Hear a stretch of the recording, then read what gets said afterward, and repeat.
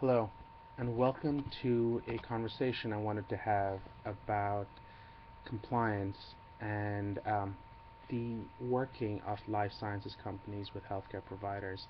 My name is Darshan Kulkarni, and I am the principal attorney at the Kulkarni Law Firm. This set of videos is not intended to be it's not intended to be legal advice and should not be construed as such. For questions, please feel free to visit our website at www.conformlaw.com. Please do not provide any confidential materials since an attorney-client relationship has not been set up and your submissions may not be deemed confidential or otherwise protected.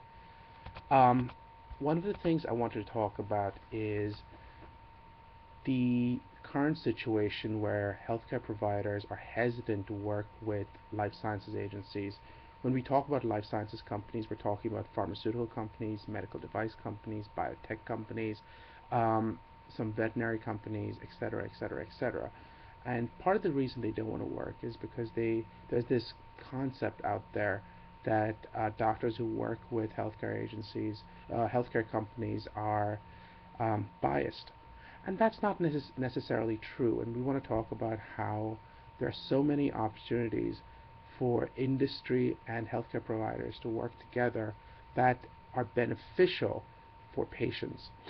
Um, we're going to talk about, let's start about talking about REMS, then we can talk about the bad ad program, then talk about pharmacovigilance, talk a little bit about packaging, and then tying profits to impact.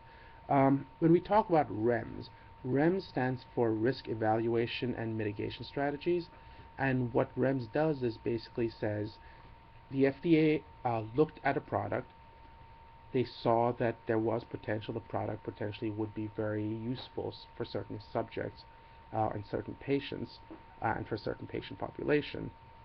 However, they didn't have enough information or they had certain concerns. So what they do is they say, instead of doing additional studies right off the bat, why don't we approve the drug? However, you company have to provide us with additional data and you have to take additional safeguards to protect patients. How would those safeguards be taken? They could be taken using medication guides, which are just another type of package insert. They could be taken via the use of registries. They could be taken via additional educational campaigns that have to be launched, etc., etc., etc. To do all of these things, you need to coordinate with healthcare providers. Ignoring healthcare providers, seeing them merely as customers for your product, would create your REMS program to be deemed to be insufficient if you don't work with these healthcare providers. This is an opportunity for healthcare providers to work with pharmaceutical companies and life sciences companies. It's important that this opportunity be taken, a partnership be created. If you don't create this partnership, what you might have is a situation like the bad ad program.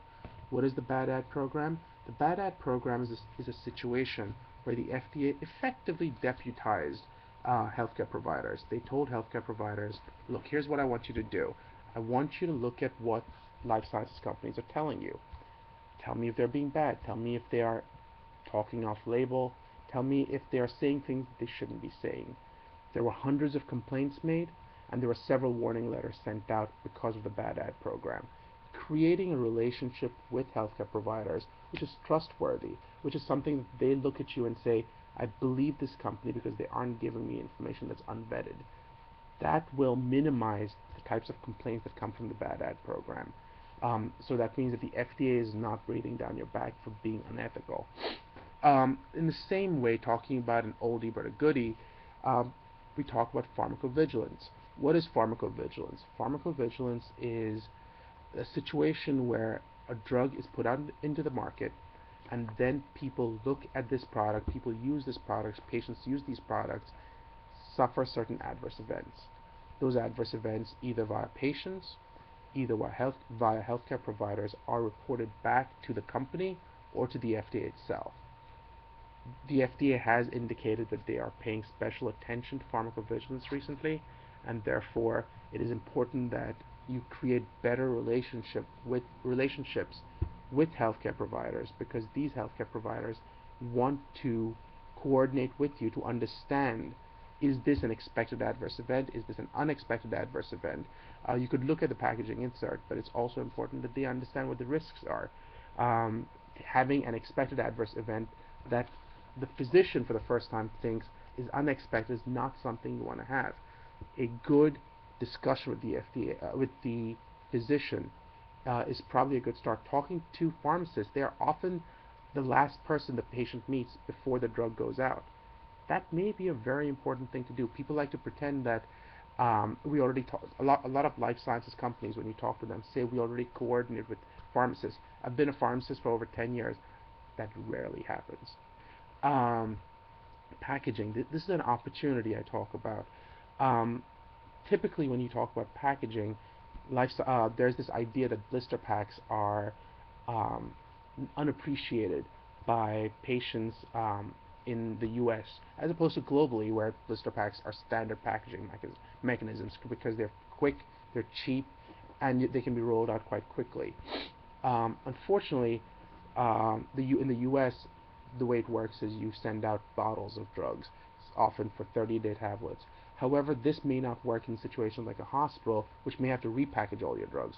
On the other hand, you have situations like um, Zithromax, or the Z-Pack, which is famous for having a type of blister pack, which works out very, very well because patients can adhere to it quickly and easily. Lastly, the packaging works out. Packaging is important because in certain cases you might provide a 30-day dose, but the patient only uses 2 days of it in a hospital. What happens to the rest of it? Can you bill for the rest of it even though it wasn't used? Or if it's used, do you bill it to multiple patients? And in which case you might be committing Medicare and Medicaid fraud. That's important to recognize that these are concerns, these are real concerns that healthcare providers are facing today. So packaging is something you want to coordinate with healthcare providers. This may even end up being a unique selling proposition for you as a life sciences company. And then lastly, there may be people who already know this, but several um, governmental organizations globally are looking at paying for performance. The idea being, I will only pay for your drug if it works. Um, well, how do you see if your drug works? You want to make sure that the physicians are appropriately educated about your drug, they understand what the complications are, what the risks are. Therefore, your product is only used as appropriate. That would increase your reimbursement rate, and that would therefore increase your profitability. Conversely, it's important to recognize that physicians using HCAP scores are now being themselves evaluated as to their own efficiency, their own um, ability to provide value. They're being evaluated, hospitals are being evaluated for readmission rates. These are opportunities where uh, pharmaceutical companies and life sciences companies can partner with these physician providers or healthcare providers to evaluate how they can add value. And if they add value, these relationships would be valued much more appropriately. Um, if these make sense, you want to coordinate with these healthcare providers. If you believe I might be able to help you with that, feel free to reach out to me. My name is Darshan. I'm an attorney, I'm a pharmacist, and I believe that I'm here to help patients. Take care. Bye-bye.